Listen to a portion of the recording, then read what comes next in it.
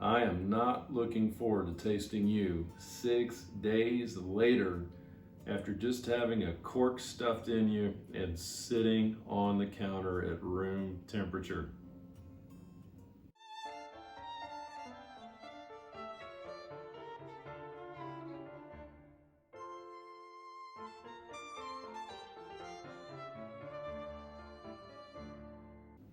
Hey guys, Barron Belts, the wine missionary. So it's been 6 days, all right? 6 days of what? 6 days of tasting and waiting. So what I've done here in this multi-part series is, first of all, what I did was to buy the same bottle of wine. Okay, so all 5 bottles are the same bottle of wine, same vintage. I tasted all 5 of them to make sure that they all tasted exactly the same. Then what I did was to use 3 different preservation methods. And what I'm really interested to see is with these 3 preservation methods, which one is going to last the longest to retain the flavors as close to when I popped the cork originally. And so it's going to be fun to see that. The last 2, however, are literally just using a closure and a cork. One goes back in the refrigerator, which helps to slow down oxidation. The other one just goes back on the counter at room temperature. So again, I want to say it right from the beginning, please don't.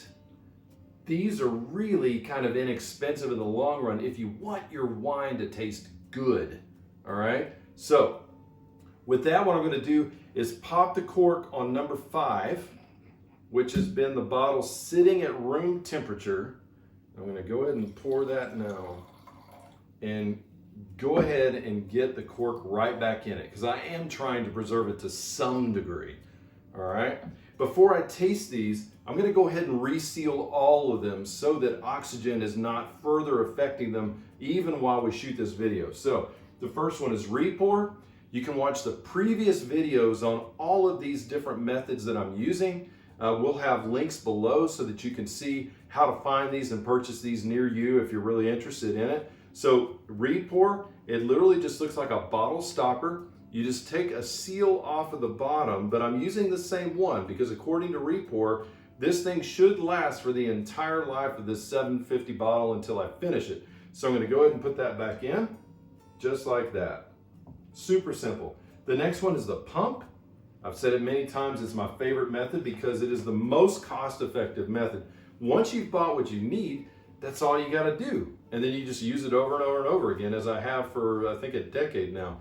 So you just take the little plastic stopper here, rubber stopper, you just shove it in there until it won't go any further.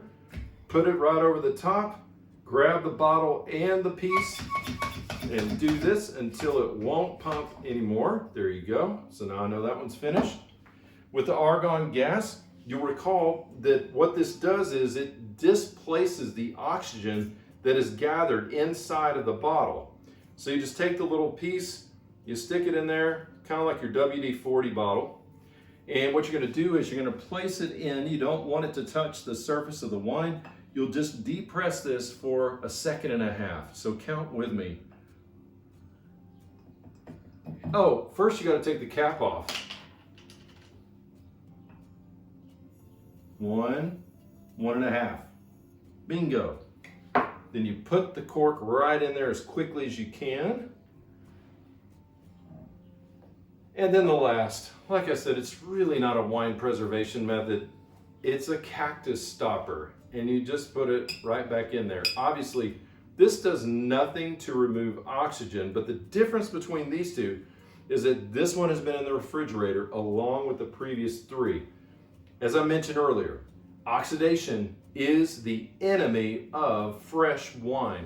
As soon as oxygen becomes to come in contact with the wine, it begins to change. It can taste dull and it can taste just kind of strange and odd. Guys, that's not your palate, it's the wine that's changing. So these remove oxygen, these 2 do not. Now, we're going to go ahead and taste each of them and see how they're holding up.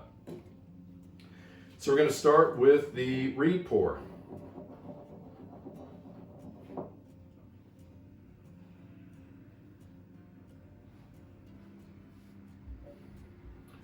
So I can tell you right from the beginning, the nose has changed. There's no question about that. It doesn't smell as fresh as it did when we first started this thing. Yeah, just kind of what I would call one of those ripe characteristics. So instead of it being like fresh fruit, you know, that sort of thing, it's more like maybe stewed fruit, or maybe just fruit that's not just totally fresh, right? Not old, but not fresh either. All right, so let's taste it now.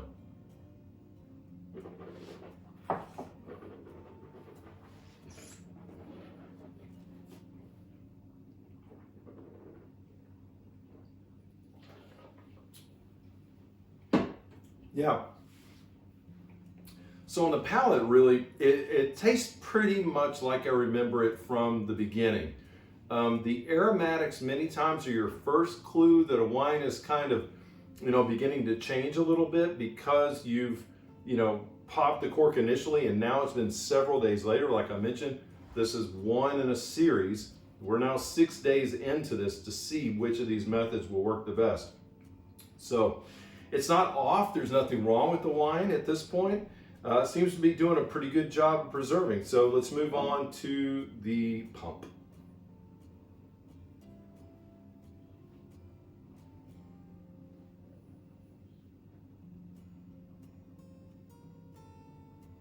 Well, so just like last time, I actually find that the pump has a little bit fresher nose. So when I'm smelling the aromatics, it's much more of a fresh kind of fruit, which is what the bottle initially smelled like the minute that I popped the cork. So I think this one's holding up a little bit better aromatically, but let's taste.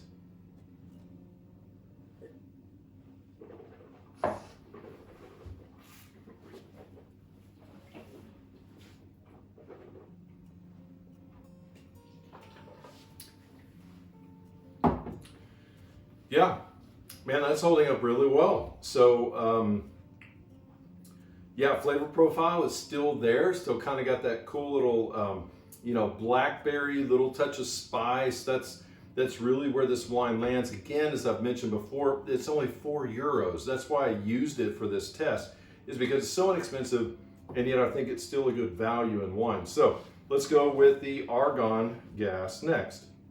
As I mentioned previously, argon is a little expensive, so that's why it's not really one of my favorite methods.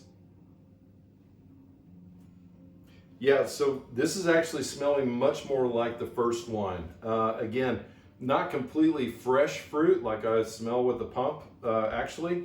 A little bit more of kind of that stewed, maybe a little bit more maturing fruit. So like as opposed to maybe like a bright yellow banana with a little bit of green on it, you know, that really fresh banana.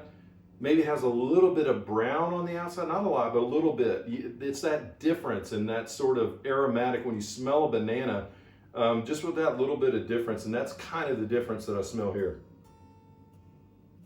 Yeah, but again, not bad. These two aren't bad. There's nothing wrong with them. As a matter of fact, if this was the only one I had to smell, I would say, oh, it still smells good.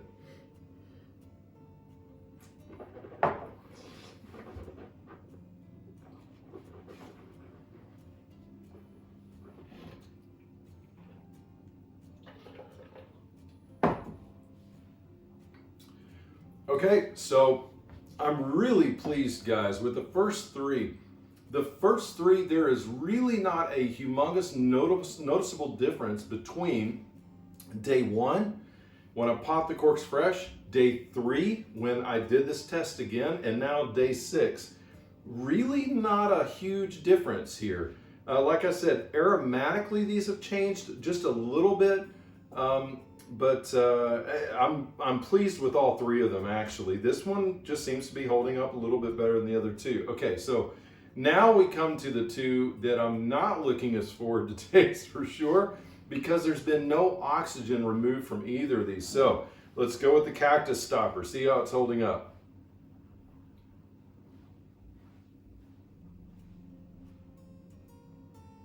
Yeah, so if these two just had a touch of like that more mature ripened fruit, like I mentioned earlier, then this one just takes it to another degree as far as the aromatics go, like right off the bat. Again, I would not say bad. It's appreciably different.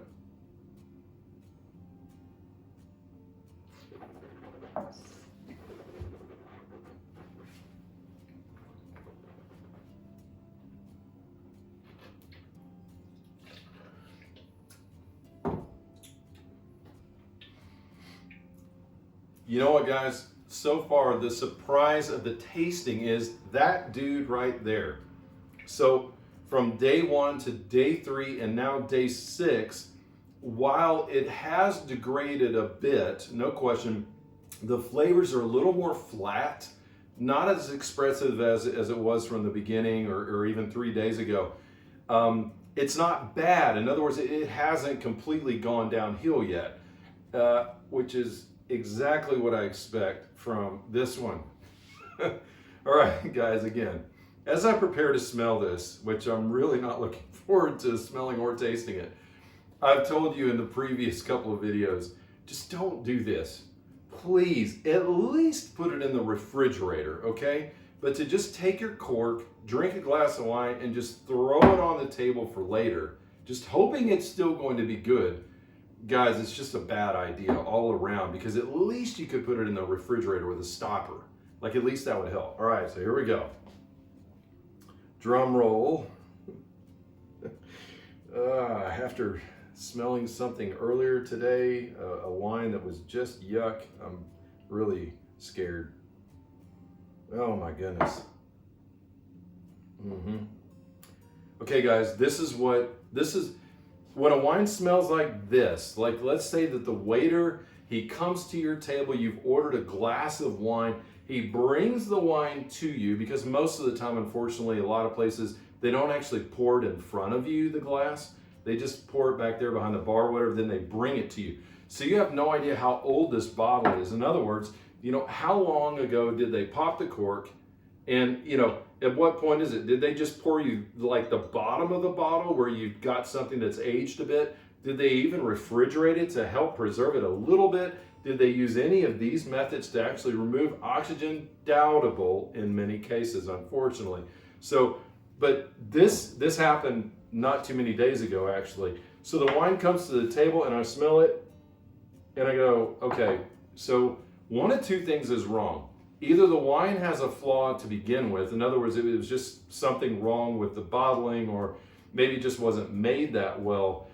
The other option is it's just old. In other words, they need to pop a fresh cork and give me a fresh glass of wine. So let me try to describe this as best I can without gagging. It's like, okay, so here in Germany, one of the things, especially during the fall and the winter time when it's kind of rainy and stuff, but like in our house, we do it all year round. We take off our shoes before we come into the house because, you know, you got stuff all over your shoes.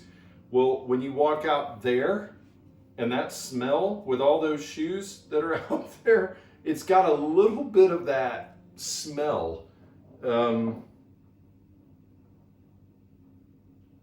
then I would say if there's any fruit in there at all, it would just be like, I don't know. I think the best I could say is like if you had black cherries in your refrigerator, right? And you bought them, whatever, 2 weeks ago. Now you look at the black cherries again and they're kind of sunken and soft, and maybe one of them has some mold on it. If you just stuck your nose right in the middle of that and smelled that, that's kind of what this smells like too. So a little stinky and a little weird.